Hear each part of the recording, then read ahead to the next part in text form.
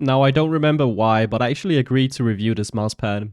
If you haven't heard about the brand yet, they're called Mouser, but not anymore. They actually included this brand now under their previous brand that they owned already called Script. So they will be selling their products there from now on. This originally used to have this tennis ball design. I mean, it still does. It has the same color. But if you guys remember, this was originally ludicrously priced at around $50. So this mousepad is actually called the Mouser Sphynx. It's currently being sold for $30 Canadian, which is about 22 US dollars. And in my personal opinion, it better be. I remember this pad being originally priced at some ludicrous amount. I think it was the likes of $50 or something. It is a pure natural rubber base with a very uninspiring surface that was initially meant to be a speed pad, but it ended up being so slow that they are now marketing it as a control pad. Also, it's a 450 by 450 size, so the only thing it really competes against now is the likes of the PK Control 1. But yeah, if you always wanted a tennis ball to be your mouse pad in terms of color, this is definitely the pad for you. But yeah, this is just your average AliExpress mouse pad experience. Comes rolled up, and there's no reason to pack it flat anyway because it's just a natural rubber base with a very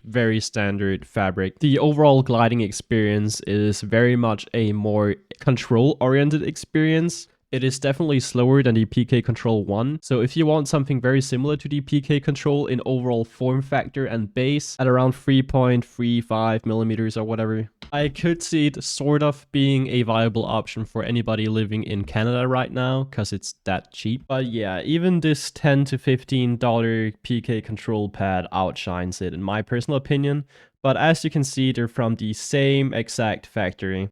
And the only difference is the PK Control being a bit more thick and also just having a completely different surface. So the PK Control surface is a very balanced experience, and the Mouser speed control is just this very basic control feel. On a scale of 1 to 10 in terms of speed, I'd say that it's around a 4, and I really cannot say more than that. I do not know what the future for Mouser looks like. They had some insane branding potential, and they could have done hella shit with their marketing, but I think they just took their criticism and gave up. I haven't really talked much to the team, and I did that on purpose so I wouldn't be affected by their inputs whatsoever, because I don't want this pad to look better than it is. But yeah, I hope that they can take this feedback and actually do something in the future, because this pad would only have been interesting in 2018. Because these days you can get an insanely premium pad experience with a custom PU blend, a crazy looking base, a really overall perfect control pad experience for $30. So we really are comparing something that would have been great in 2018 to something that's great in 2024. So if Mouser actually wants to do something more interesting in the future, I would actually recommend them to stick with natural rubber because there's nothing wrong with it. You could do different thicknesses, but I don't think people would care that much. I personally would put it at around 3.5 millimeters instead those 3.25 because the base does feel a bit too thin. I can actually feel the texture of my desk through this base. The surface is also not horrible, it's just very uninspiring. I would try to get some more samples, do something more interesting, and then